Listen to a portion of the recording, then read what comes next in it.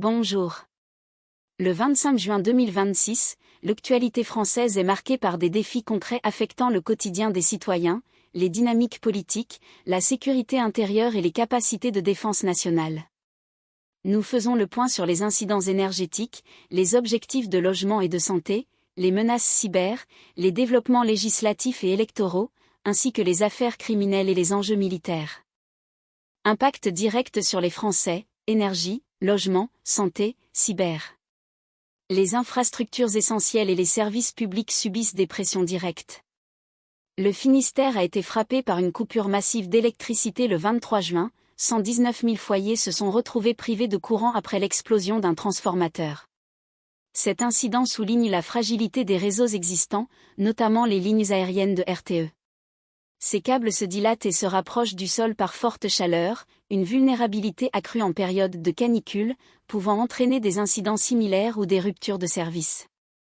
L'impact sur la vie quotidienne des habitants est immédiat et lourd, touchant l'accès à l'énergie pour les besoins fondamentaux. Sur le front du logement, le gouvernement a fixé un objectif ambitieux, la construction de 2 millions de logements d'ici 2030. Cela représente un effort de 100 000 logements supplémentaires par an par rapport au rythme de construction actuel. Cet objectif vise à répondre à la crise du logement, qui affecte directement le pouvoir d'achat immobilier des Français. Le ministre du Logement, Vincent Jeanbrun, a d'ailleurs rappelé qu'en 10 ans, les Français ont perdu l'équivalent de 25 mètres carrés de pouvoir d'achat immobilier. Pour améliorer le confort des habitations existantes, le dispositif MaPrimeRénov' va désormais inclure le confort d'été dans ses critères d'éligibilité. En 2025 déjà, 30% des dossiers individuels intégraient un équipement destiné à cet effet, soulignant une demande forte des citoyens face aux épisodes de chaleur. Les dépenses de santé sont également en ligne de mire. Les dépassements d'honoraires des médecins pourraient atteindre 10 milliards d'euros en 2040, un chiffre qui représenterait le double du montant actuel. Cette projection met en lumière une augmentation potentielle significative du reste à charge pour les patients, impactant directement leur accès aux soins et leur budget santé. Enfin, la sécurité numérique est une préoccupation grandissante. Le CERTFR, Centre gouvernemental de veille, d'alerte et de réponse aux attaques informatiques, a émis une alerte concernant des cyberattaques ciblées. Ces attaques visent des messageries instantanées telles que Signal et WhatsApp, mais également des secteurs régaliens de l'État. Ces menaces informatiques représentent un risque pour la confidentialité des données personnelles des Français et pour la continuité des services essentiels de l'administration. Politique partisane, élections, gouvernement, médias. L'agenda politique national et international est dense. Le Premier ministre Sébastien Lecornu a annoncé l'examen à l'Assemblée nationale, cet automne, d'une loi intégrale visant à lutter contre les violences sexistes et sexuelles. Ce texte comportera 78 mesures précises, fruit d'un travail intensif qui, selon Sébastien Lecornu, nécessitera un investissement important cet été pour aboutir à un résultat à la hauteur des attentes sociétales. Sur le plan électoral, la Nouvelle-Calédonie se prépare pour les élections provinciales du 28 juin. La droite loyaliste du territoire affiche clairement son ambition, elle vise une « vague bleue », espérant ainsi renforcer sa position politique dans cet archipel stratégique. Les relations entre les médias et les instances de régulation sont également sous tension. Maxime Saada, le dirigeant de Canal+, a qualifié de « décision politique » la mise en demeure adressée à CNews par l'Arcom, l'autorité de régulation de la communication audiovisuelle et numérique. Cette déclaration souligne un débat persistant sur l'indépendance éditoriale des chaînes d'information et le rôle de la régulation.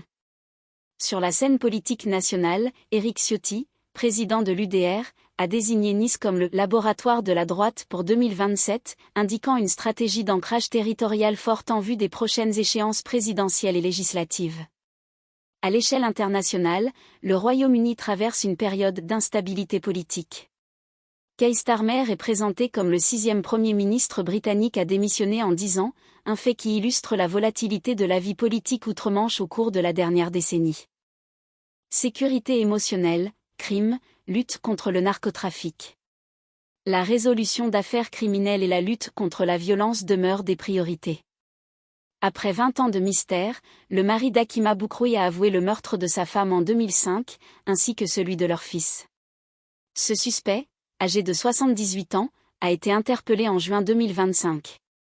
Cette avancée judiciaire a été rendue possible grâce à de nouvelles recherches ADN effectuées sur la victime.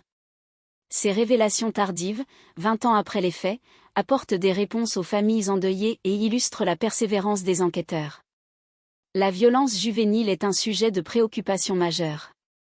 À Narbonne, Louis, un adolescent de 17 ans, est décédé le 19 juin des suites d'un guet-apens d'une extrême violence. 5 suspects, dont 3 mineurs, ont été écroués et mis en examen pour tentative d'assassinat dans cette affaire. Ce drame met en lumière la brutalité de certaines agressions impliquant des mineurs et l'urgence d'une réponse judiciaire et sociale. Dans le registre de la lutte antiterroriste, le djihadiste Sharafdin Abrouz a été condamné à 30 mois de prison ferme pour des menaces proférées à l'encontre de Maître Thibaut de Montbrial. Cette décision de justice renforce la protection des acteurs du système judiciaire face aux intimidations. Le narcotrafic continue de sévir dans plusieurs villes françaises.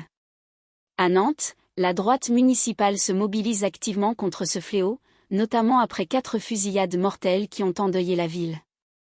Cette situation met en exergue l'impact direct du trafic de drogue sur la sécurité des habitants et la nécessité d'une action politique et policière renforcée pour restaurer la tranquillité publique.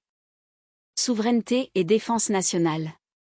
La souveraineté et la défense de la France sont des sujets d'examen permanents. La Commission de la Défense de l'Assemblée nationale a récemment désigné ses rapporteurs pour avis sur le projet de loi de finances 2027. Parmi eux, Franck Giletti et Laurent Jacobelli, tous 2 membres du groupe Rassemblement national, ont été nommés rapporteurs sur des programmes de défense spécifiques. Leur mission consiste à évaluer les orientations budgétaires et les priorités d'investissement pour les forces armées, un rôle crucial pour l'avenir des capacités militaires françaises. Parallèlement, la délégation parlementaire au renseignement a publié son rapport annuel 2025. Ce document formule 10 nouvelles recommandations visant à optimiser l'efficacité et le cadre d'action des services de renseignement français. Le rapport insiste sur le rôle central et indispensable du renseignement pour l'autonomie stratégique et la souveraineté nationale de la France. Il souligne que la capacité à anticiper et à comprendre les menaces est une condition sine qua non de la sécurité du pays dans un environnement international complexe et volatile. Cependant, des fragilités structurelles sont également mises en évidence. Un rapport d'information parlementaire sur l'arme du génie a révélé des ruptures visibles et durables de capacité. Le génie militaire, pourtant essentiel pour des opérations de haute intensité, notamment en matière de franchissement de cours d'eau, de déminage ou de travaux d'infrastructures en zone de combat, manque cruellement de moyens. Ce constat soulève des interrogations sur la préparation des forces armées françaises à un engagement dans des conflits de grande envergure, et sur leur capacité à maintenir l'avantage tactique et opérationnel face à des adversaires potentiels. L'autonomie stratégique et la souveraineté nationale dépendent intrinsèquement de la capacité de nos services de renseignement. En résumé, l'actualité de ce 25 juin 2026 met en lumière la fragilité de nos infrastructures énergétiques, avec 119 000 foyers du Finistère privés d'électricité. Le gouvernement vise 2 millions de logements d'ici 2030 pour répondre à la crise. Les dépassements d'honoraires pourraient doubler d'ici 2040, atteignant 10 milliards d'euros. Une loi intégrale de 78 mesures contre les violences sexuelles sera examinée à l'automne.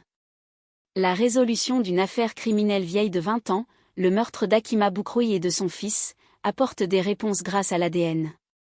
Enfin, la défense nationale examine ses capacités, notamment avec un rapport soulignant des ruptures au sein de l'arme du génie, tandis que le renseignement émet 10 nouvelles recommandations pour renforcer l'autonomie stratégique.